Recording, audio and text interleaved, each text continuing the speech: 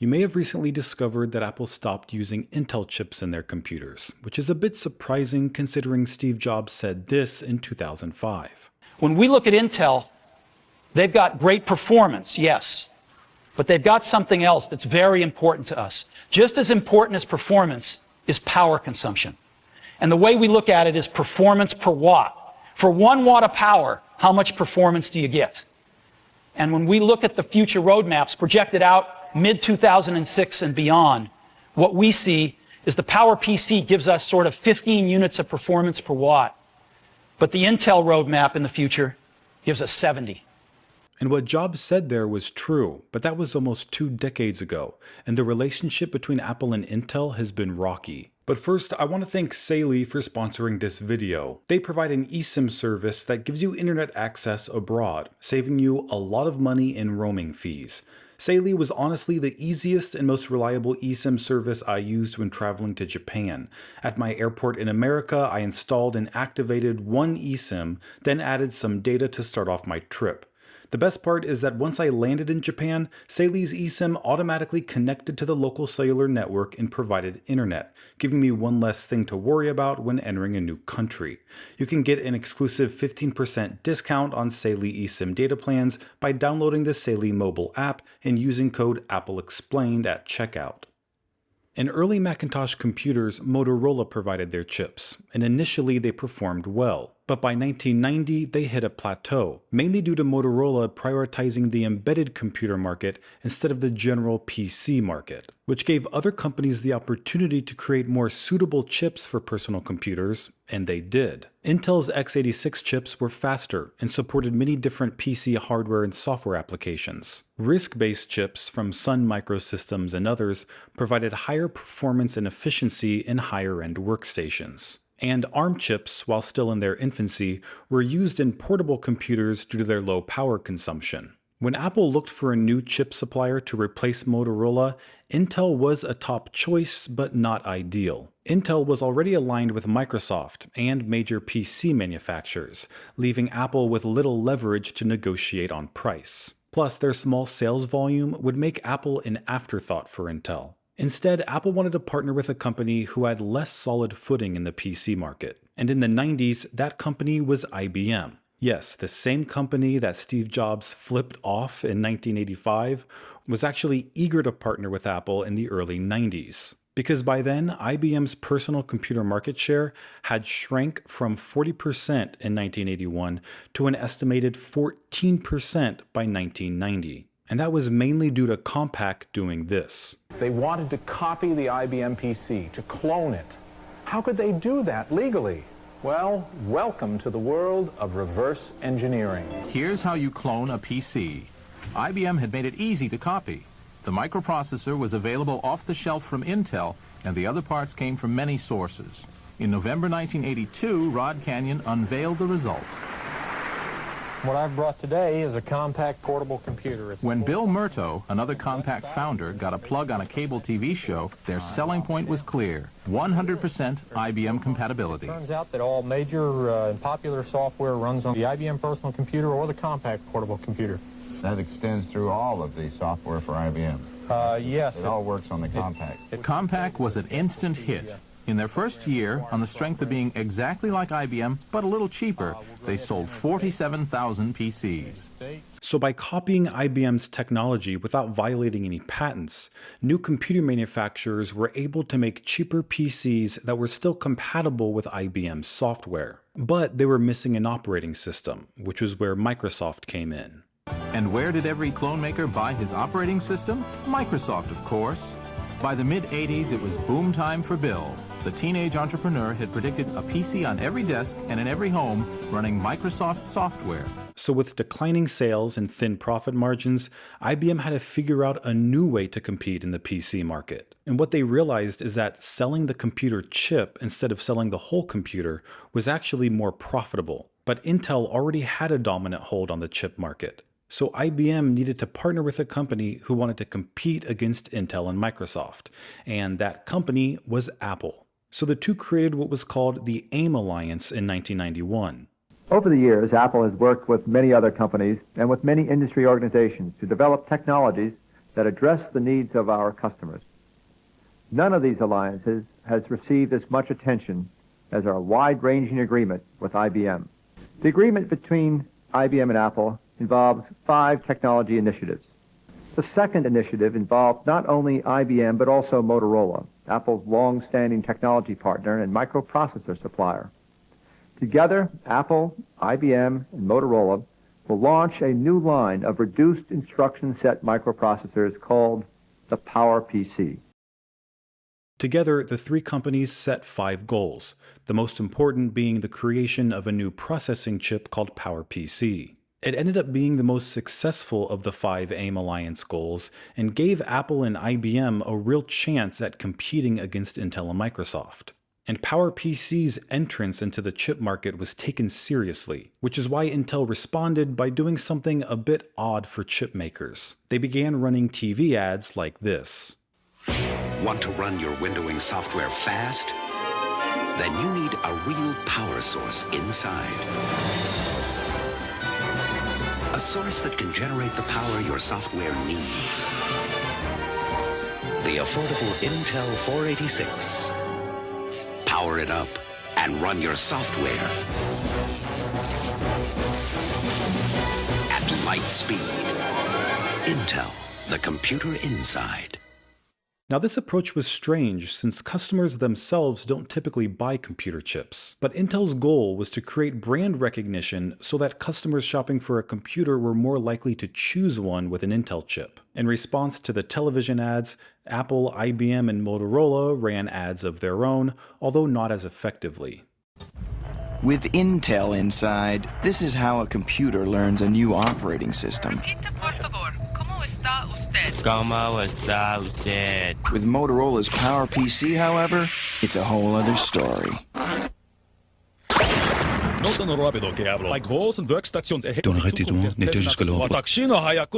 It can run almost anything.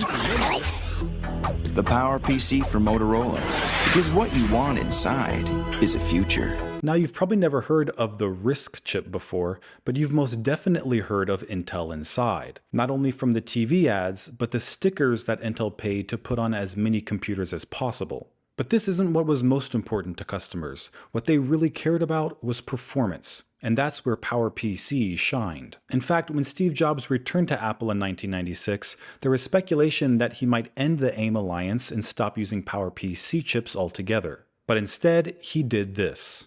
This thing, it is the PowerPC G3 processor. G3 means generation 3. It is the 3rd generation PowerPC processor.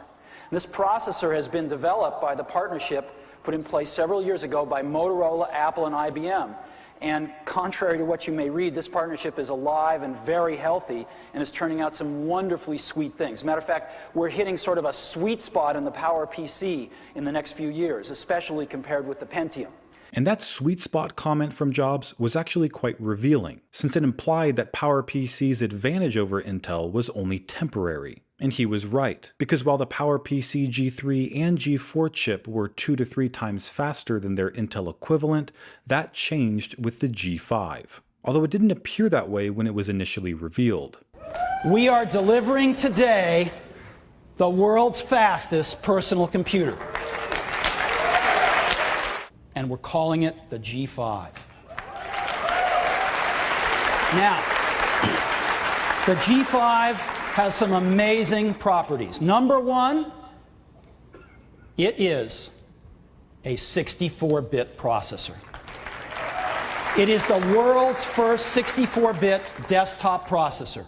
The G5 was the fastest chip in the world for about 1 month. Then AMD released their 64-bit Opteron processor, which was about 25% faster. Then, a year later, Intel released the Intel 64 chip, which performed about as well as the G5. This was significant, since it was the first time Intel had matched the performance of a PowerPC chip. The G5 chip actually had worse performance per watt than the G4. That meant it took more power to achieve the same level of performance, which violated Apple's design goal of having the highest performance per watt chip in the industry. This created a few issues. First, it made it easier for Intel to compete with Apple. Second, it required a higher capacity thermal system for the Power Mac. And third, it made it nearly impossible to include in a laptop. And considering 64% of all Macs sold were laptops, it was crucial that Apple's PowerBook feature their latest G5 chip. This threatened not only Apple, but the AIM alliance as a whole, because it depended on each company benefiting from the partnership, like higher performing chips for Apple, an additional revenue source for Motorola, and a return to dominance of the PC market for IBM. But by the early 2000s, none of them were receiving any of this. IBM had slowed development of PowerPC chips in favor of their more profitable server and enterprise business, which led to Motorola failing to achieve profitability due to low economies of scale, which led to Apple being forced to wait longer for new and improved chips. This actually caused Steve Jobs to make a promise on stage that he later had to walk back. What about the future? We're at 2 gigahertz today. IBM and Apple are today announcing that within 12 months, we'll be at 3 gigahertz. 3 gigahertz processor clock, that's up 50% within 12 months. And so, believe me, this architecture has legs.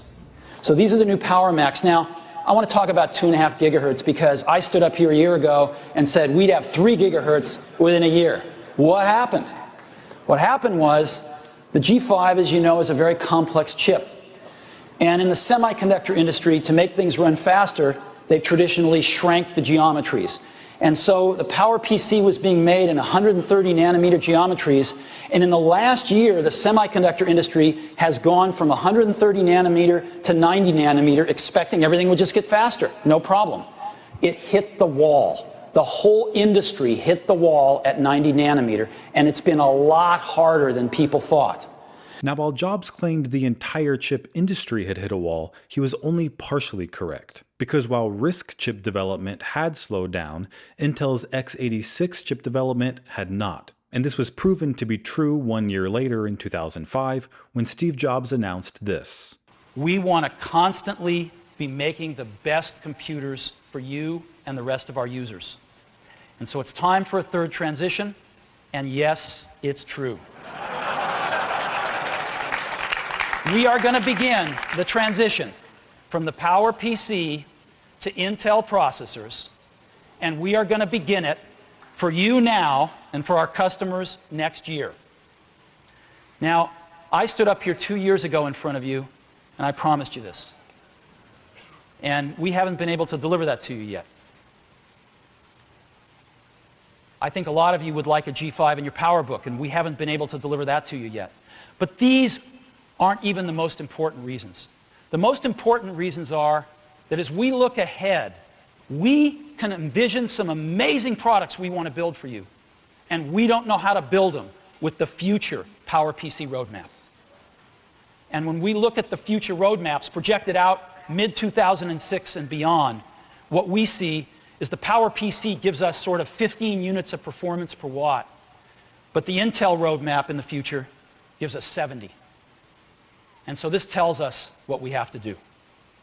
Now that graph projecting performance per watt the following year ended up being very accurate, and it was similar to what Apple saw when switching from Motorola to PowerPC in the 90s. Back then, Intel's Pentium chip required 7.5 times more power than PowerPC. And that metric is something you'll see Apple reference again and again throughout their history. Because while it's easy to make a chip more powerful by consuming more energy, it creates more heat and drains more power. Putting a chip like that in a laptop would become so hot that you could literally fry an egg on it, and it would consume so much battery that it would have to constantly be plugged in. So by prioritizing performance per watt, Apple could ensure they were getting as much speed as possible without sacrificing practicality. Now, Apple eventually included the first Intel chip in the iMac and MacBook Pro in January 2006 and celebrated it with this awkward interaction on stage.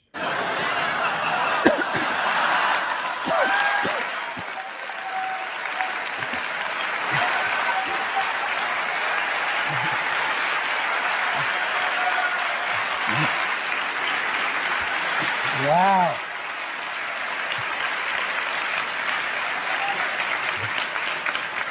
But the MacBook Pro's introduction made it clear just how much better the Intel chip was. A PowerBook G4 compared to the new MacBook Pro Core Duo. Integer, 4.5 times faster, 6.7 to 30.3. Floating point, 5.2 times faster. So, the new MacBook Pro is the fastest Mac notebook ever.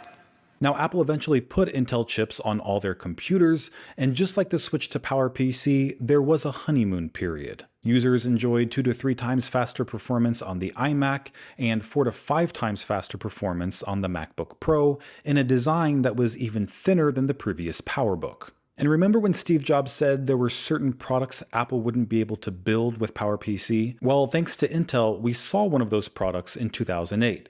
It was called MacBook Air, and it was the thinnest laptop in the world. Building it wasn't easy. Something so compact needed a smaller, more energy-efficient processor than what Intel provided off the shelf. So Intel actually agreed to collaborate on the MacBook Air with Apple and create a new, smaller chip optimized for the Air's logic board. That's a complete Mac on this board. And you can think, well, okay, what's so special about that? Well, this is how big the board is. It's really tiny. And to fit an entire Mac on this thing was an amazing feat of engineering. And we didn't compromise on performance. MacBook Air uses the Intel Core 2 Duo. We've got a great relationship with Intel. And both companies are engineering driven, and they both love to challenge each other. And Intel's got enormous amounts of technology. And so when we were building this product, we asked them to consider something. This is their amazing Core 2 Duo chip, right? It's a screamer.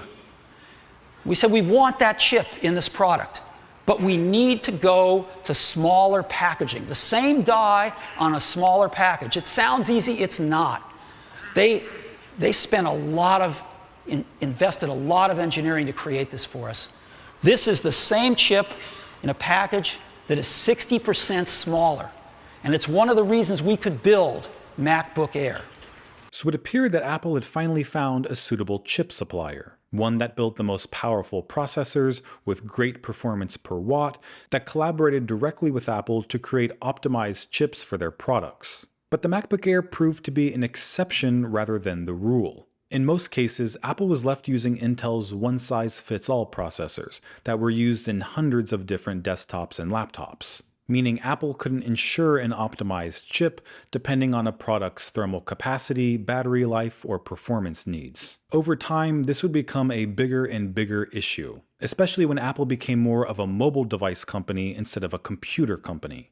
During development of iPhone, Apple actually asked Intel to build its chip, giving them entry into a market that would eventually become the most valuable in the tech industry. But then CEO Paul Otellini said he wasn't interested in making smartphone chips, saying, "The thing you have to remember is that this was before the iPhone was introduced and no one knew what the iPhone would do. At the end of the day, there was a chip that they were interested in that they wanted to pay a certain price for and not a nickel more, and that price was below our forecasted cost. I couldn't see it. It wasn't one of these things you could make up on volume."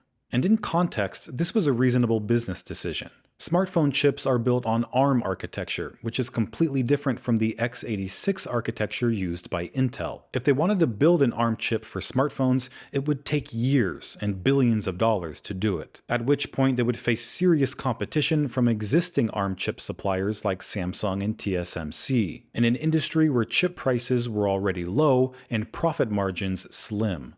Intel simply didn't think the small payoff would be worth the big investment. But the problem was, Intel's forecasted cost of making the chip was wrong, and the volume of smartphone chips they would have sold was 100 times what anyone expected.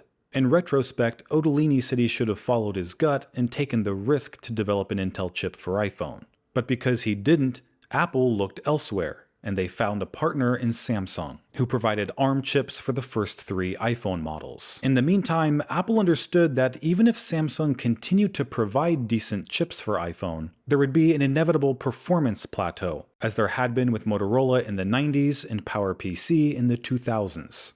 Plus, Samsung wasn't able to build optimized chips specifically for iPhone. Instead, they would take the Intel approach of creating one-size-fits-all chips for many different smartphones, resulting in iPhones losing a competitive performance advantage. Getting the optimized chips Apple needed for future products meant building those chips themselves. So in 2008, Apple made a rare $278 million acquisition of a semiconductor company called Semi. It came as a surprise to many industry experts, who said using Semi's chips didn't make any sense whatsoever, and that they doubted Apple planned on getting into the chip design game anytime soon. This skepticism may sound surprising today, but back in the 2000s, it was unheard of for big tech companies to create their own chips, since there was just no way to achieve the economies of scale necessary for it to be profitable. That's why so few chip manufacturers exist today. It allows each company to grow larger and distribute their fixed costs over a higher number of chips sold,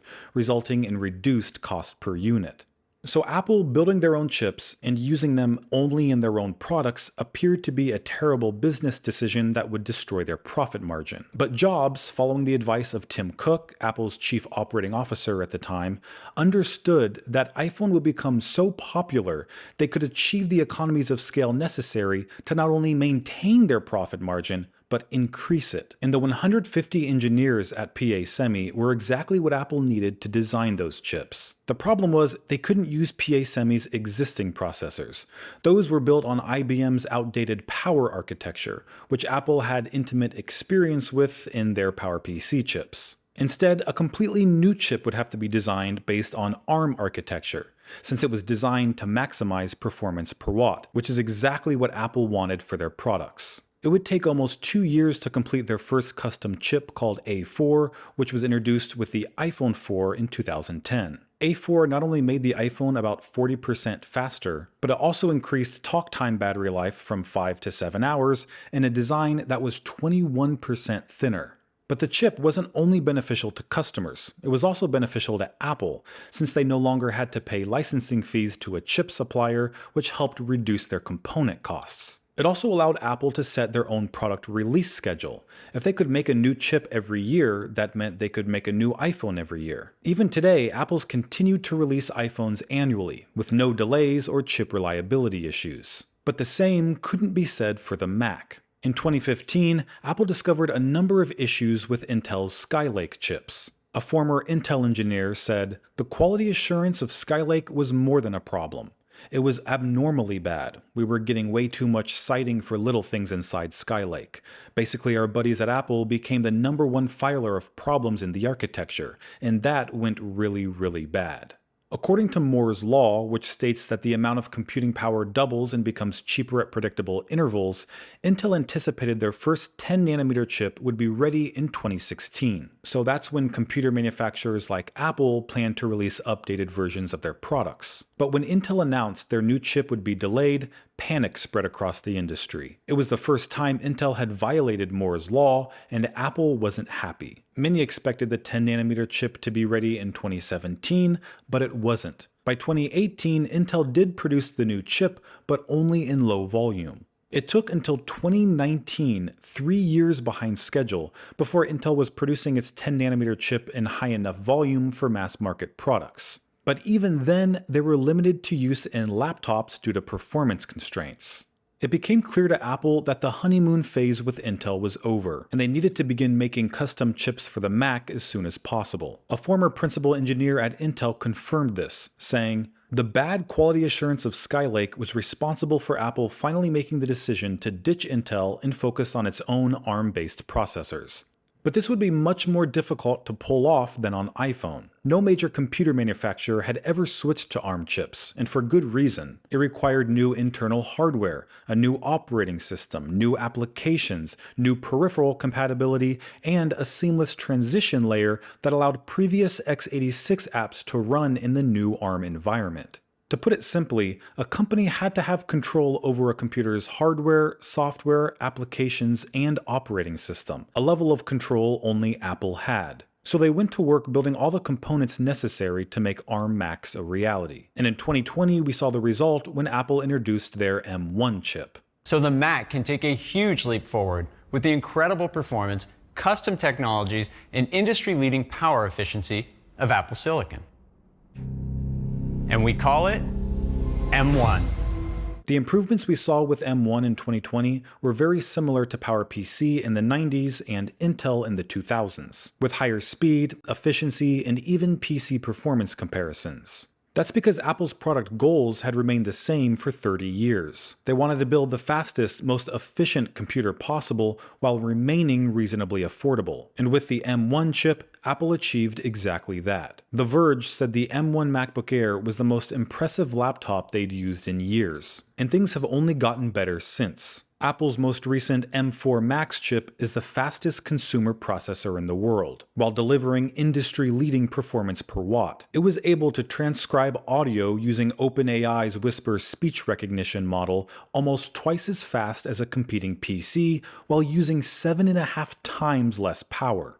Keep in mind, we're just 4 years into Apple's M chip development, and they already outperform anything else on the market. Looking back, it appears that Apple's chip transitions had all been leading to this moment, where they had the money, manpower, and sales volume to create their own custom chips. And this has gone beyond iPhone and Mac. AirPods were made possible by Apple's custom W1 chip, which delivered the battery life, seamless device pairing, and stable Bluetooth connectivity that other headphone companies had struggled with for years. Apple's T1 chip enabled the secure Enclave that protects your biometric Face ID and Touch ID scans from being stolen and protects your microphone and camera from being hacked. While Apple's M series of coprocessors collects data from sensors like accelerometers, gyroscopes, and compasses without excessive battery drain. And the list goes on. Apple's line of custom-designed chips has proven to be such a competitive advantage that other companies have started doing it. Huawei launched their Kirin chip in 2016, Google launched their Tensor chip in 2021, and Microsoft announced their Cobalt 100 chip in 2024. And all this chip independence has meant less business for Intel. In 2024, they experienced a 6% decline in revenue, an 8.9% decline in chip market share, and a 59% drop in their stock price. This has led to a 20% cut in company spending, multiple construction delays of 2 chip factories outside Columbus, Ohio, and their CEO Pat Gelsinger being forced out of the company. Intel is in the worst shape they've ever been, and the company's survival depends on their ability to restructure and out-innovate the competition. Namely AMD, a chip maker out of Santa Clara, California, that's been steadily gaining on Intel over the past decade. Many have questioned whether Intel would be in this position had they decided to build a chip for iPhone. Although it's more likely that big tech companies designing their own chips was inevitable, as the benefits of doing so have grown and costs have shrunk. So that is why Apple stopped using Intel chips. This is Greg with Apple Explained. Thanks for watching till the end, and I'll see you in the next video.